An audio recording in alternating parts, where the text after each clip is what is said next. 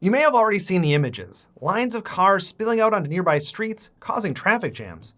The culprit? Popular drive-thru fast food restaurants like Chick-fil-A.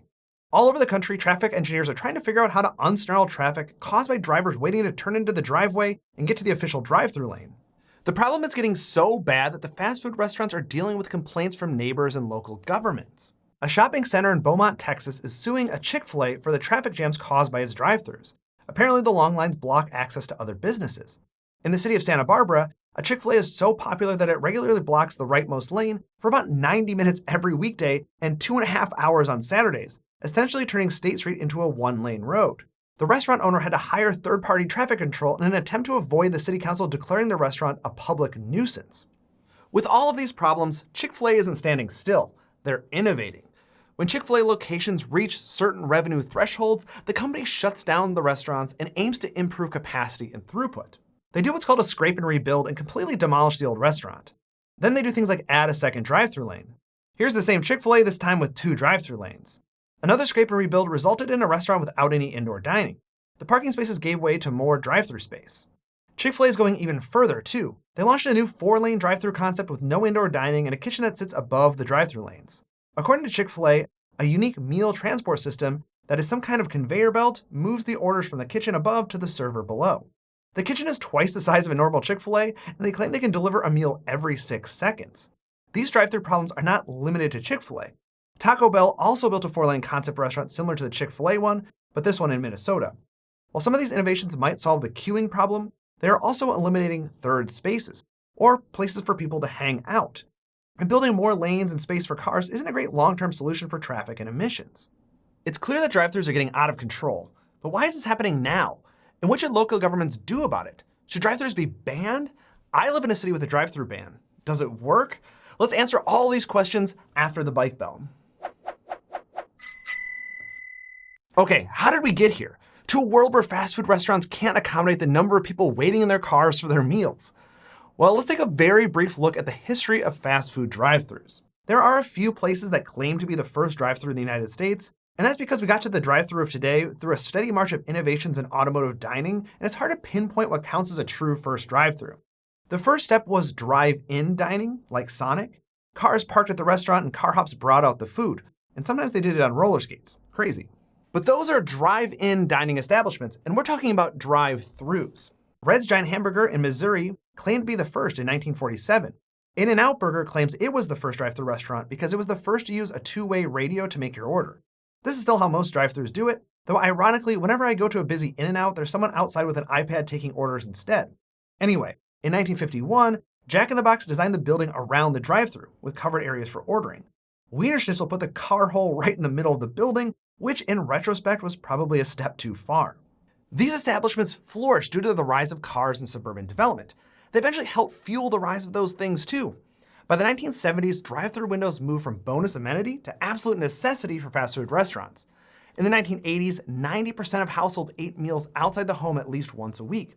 In 1988, over half of McDonald's sales occurred through the drive-thru window, eclipsing in-store sales.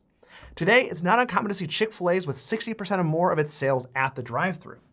If you want more of a history on fast food in the United States, check out the book Drive-Thru Dreams: A Journey Through the Heart of America's Fast Food Kingdom by Adam Chandler. It was the source for some of that history just then, and obviously it goes way deeper. It's a good read. During the COVID-19 pandemic, restaurants had to pivot away from in-person dining, and takeout, drive-thru, and fast food ordering became more popular. After COVID, fast food consumption rebounded quickly, and some of those habits remained. So what if fast food restaurants are seeing increased traffic at their drive-thrus? Well, in addition to the obvious traffic flow problems I mentioned earlier, it's also not a great direction to be heading if a community's goal is a more balanced transportation system that makes it safe and convenient to ride a bike, walk, or take transit. All of the idling vehicles can block sidewalks and interfere with transit schedules. They also generate a lot of emissions. One estimate has a car producing a pound in carbon while waiting for a Big Mac. Unsurprisingly, fast food locations with multiple drive-thru lanes generated more emissions than those with just one. Closing a drive-thru at a fast food restaurant can reduce NOx emissions by 60 to 70%.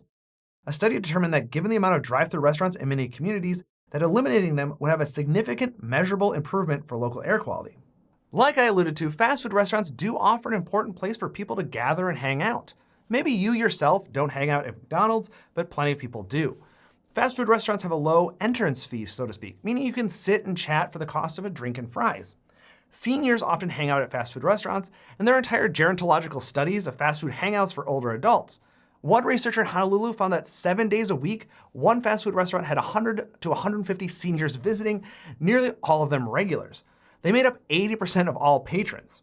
Clearly, fast food dining rooms offer a space for these people to gather and socialize. If restaurants go drive-thru only, those groups will lose that space. That might not be so bad on its own, but Americans are losing all kinds of third places. Third places are places that are not work and home, hence a third place where people can go and interact. Since 2010, almost all categories of third places, including houses of worship, grocery stores, and civic buildings, have been losing locations. One of the reasons this is bad is because people are social animals. We need those third places. Regular quality socialization is positively correlated with individual health. Okay, so we understand why this drive-thru boom is an actual drive-thru bust for local communities. What can local governments do about it? Well, some have started banning the construction of new drive-thrus. Any fast food restaurant that wants to open in those communities must be dine-in or takeout only. How widespread is this? Well, a 2018 study of Canadian drive-thru bans profiled 27 of them that implemented full or partial bans. In 2019, Minneapolis prohibited the construction of new drive-thru facilities. Many other smaller communities have implemented a ban or are considering one. What's it like to live with a city with a ban in place? Well, I happen to live in one. The city of San Luis Obispo banned drive-thrus back in 1982. It might be the oldest drive-thru ban in the country. It's so old that as far as I know, there are no drive-thrus anywhere in town. The word on the street is that the ban has prevented In-N-Out from ever opening a location in the city, and the residents have to drive 20 minutes to get their double-doubles. But honestly, I don't miss drive-thru lanes all that much. If you want your food, you have to pull up, park, and go inside. COVID made this even easier with the rise of mobile ordering. It's often faster to order your food on your phone, drive over, and pick up your food than it would be to just to pull into a drive-thru, though it does require a little bit of forethought. There are also very few standalone fast food restaurants in town. We have a few, but they're just a building with a parking lot. And as a bonus, that building can be built along the sidewalk since it's not surrounded by a drive-thru moat. It makes it easier to walk into those places. The rest of the fast food restaurants are embedded in strip malls and shopping centers. This isn't the best land use, but at least parking is shared, and someone could be more efficient with their trips. They could grab a burger and go grocery shopping while parking once. This feels like an idea whose time has come.